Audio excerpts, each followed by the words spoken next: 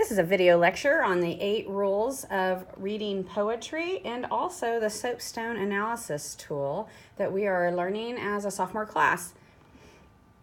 So bear with me, I haven't made a lecture video like this before, so I'm going to try to do my best and keep it short and sweet. If you have any questions, please feel free to drop me an email or give me a call or text me through the Remind app. I'll be happy to respond to you through there. Okay, so 8 rules of reading poetry. Some of this you've heard before, but always read the poem more than once. You're almost never going to get it the first time. Keep a dictionary by your side or Google any unfamiliar language because that will help you understand unfamiliar terminology. I have to rely on the dictionary or Google often when reading a poem, especially the one we're going to read today. Read it in a manner so that you will hear the sound of the words in your mind. Some poems have a cadence or a rhythm that will bring more meaning to you or help you understand it, help the words flow. So try to listen to that cadence. Pay careful attention to what the poem's saying. You may read the poem silently, but also read it out loud. Read lines according to punctuation. Punctuation's kind of like road signs, right? So a period would be a stop sign. If you come to the end of a sentence with a period, you need to pause. You need to stop. That's like a hard stop. A comma would be a pause. A semicolon would be a pause. A dash would be a hesitation. Punctuation is a roadmap when reading poetry. Do not assume the speaker is the author. Number 7. A lot of students automatically feel like the author and the speaker of the poem are the same, and they are not always the same, so do not assume that. And then read the poem figuratively. It means don't take everything so literally. Read into what the author of the poem might be saying. Okay, SoapSTone. This is an analysis tool, and it's an acronym that stands for subject, occasion, audience, purpose, speaker, and tone. And I'm going to show you on the next page. We're going to break these down into greater detail, or maybe not. Let me talk about them right here. Subject. What is the poem about? What are they talking about? Anytime you read a poem, you can stop and ask yourself, what in the world is going on here? Occasion. Occasion refers to, I'm going to write this down here, time and place. Now, in time and place, unlike a story, where usually the first chapter or 2 is setting up like the setting, you find out that it's in Ohio in 1963 and there's a protest going on. Well, in poetry, that's not always the case. You have to infer as to the time and place of the poem.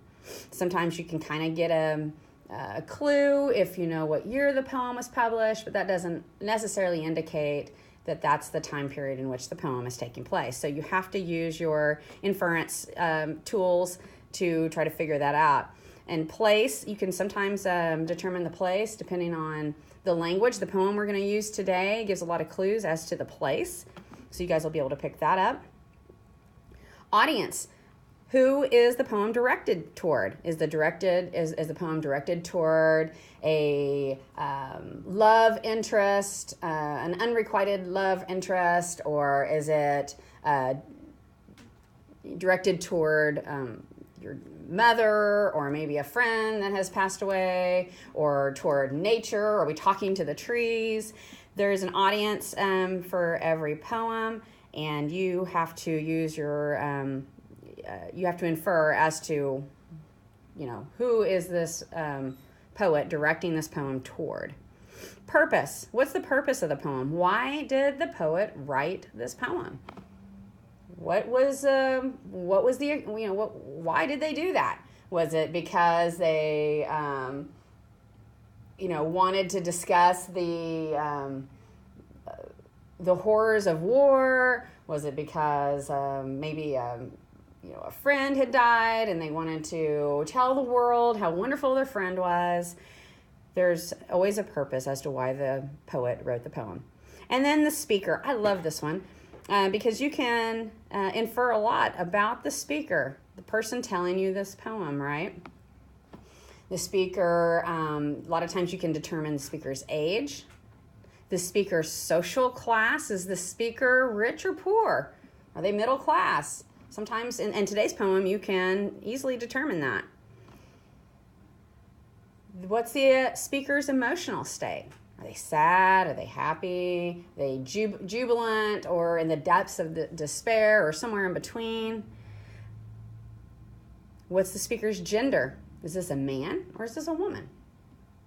Okay, so when we talk about speaker, we want to discuss age, gender, emotional state, social class, anything else we can infer about who the speaker might be. And then tone. What's the tone? What's the poet's attitude toward the subject? Is the poet's attitude, the poet's tone, bitter, remorseful? And sometimes poems, actually a lot of times, poems will have more than one tone. It may start out one way, it may start out really sad, and then it may shift to a happier tone or a more hopeful tone. So look for the change in the tone and look for dual tone, okay? All right, here's our poem for today. This is The Man He Killed. You could probably look this up online. I got this from the Poetry Foundation. It's by Thomas Hardy. It was written in 1909. Actually, it was published. We don't know when it was written, but it was published in 1909. Okay? And I'm going to let you maybe take a minute to read this. You could pause, or you could read along with me as I read it out loud. Had he and I but met by some old ancient inn, we should have set us down to wet right many a napperkin. But ranged as infantry, and staring face to face, I shot at him as he at me, and killed him in his place. I shot him dead because he was my foe. Just so, my foe, of course he was. That's clear enough. Although he thought he'd enlist, perhaps offhand-like, just as I was out of work and sold his traps, no other reason why. Yes, quaint and curious war is. You shoot a fellow down, you'd treat, if met, where any bar is, or help to half a crown. Okay, so we're going to do our SoapSTone analysis. So you're gonna determine the subject, occasion, audience, purpose, speaker, and tone, and that is the assignment that we did on Tuesday. If you missed Tuesday, January 9th, okay, we took this poem and we determined subject, occasion, audience, purpose, speaker, and tone. Like I said, you have to do a lot of inference here. There's, no right or wrong answer necessarily. I guess there could be a right or wrong answer, but you need to be able to back up your answers with evidence from the text. So you can't just make up stuff, random stuff. You need to be able to support it through the text. First, let's talk about some unfamiliar language. Let's see, an old ancient inn. I don't know that that's unfamiliar, but we discussed in class how an inn might be a place where you'd stop to stay the night. Could be a place where you'd stop to get a bite to eat. Also maybe a place where you stop to have a drink, okay? So old ancient inn. Then we looked up what nipperkin is. Okay, a nipperkin is a pint. It's like a British pint. It's an alcoholic beverage. People might stop. That's what they called them as kind of slang for, hey, let's go have a drink. Let's have a nipperkin, okay? And that's what nipperkin means. And that is a British term. So keep that in the back of your mind. We are using British, maybe British slang. So infantry, we discussed infantry is a military term. Probably means that you might be a foot soldier, somebody boots on the ground with a weapon. So we know that we're introduced something about military here because he shot someone. Jump on down to some other unfamiliar terms.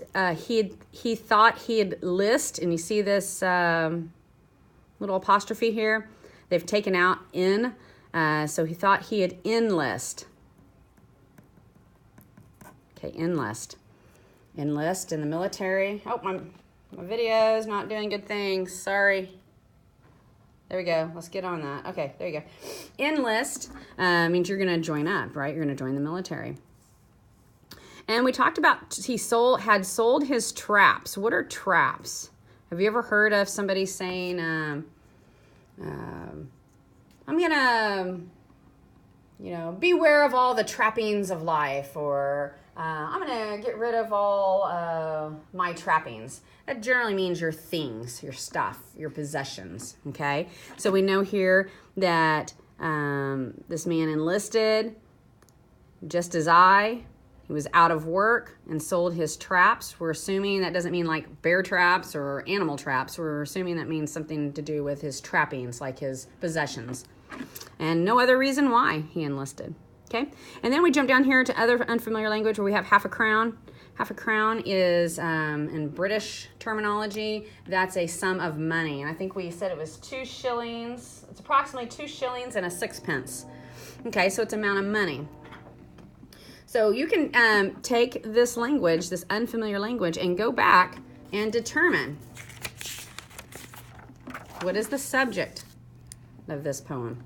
Well, I'll help you out here. It's something about war, right? It's something about facing an enemy that is much like yourself. Okay, you're facing an enemy that you have things in common with. Maybe if you had met him at the inn and had a pint with him, that you would have been friends. Maybe he's just like you and sold all his possessions and joined up in the war because he is out of a job. Or maybe he might be a nice fellow you might loan some money to. But this speaker is, we believe, a little caught up because he says, I shot him dead because, and a hesitation, because he was my foe. It's almost like he's trying to remember why he shot him. Oh, yeah, that's right, because he was my foe. Okay. What's the occasion, the time and place? What do you think? Time period? Well, we know it was published in 1909. We don't exactly know when he wrote it, okay? But we know it was around the turn of the century or just at the turn of the century, possibly. And then the place, well, we don't know exactly where, but we have some indication that based on the British slang that maybe this fella is from England, okay? Maybe the place is England. That's the really only hints as to a place. Maybe the place might be the battlefield, okay?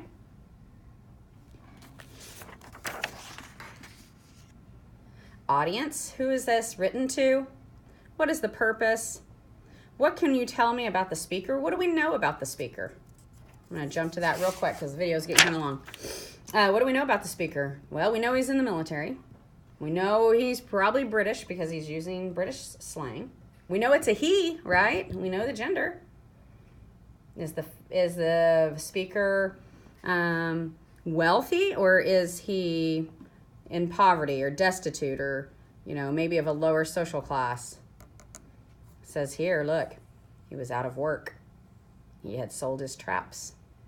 So he's out of work and had to sell all of his things. So we can infer here that he's probably, not financially well off.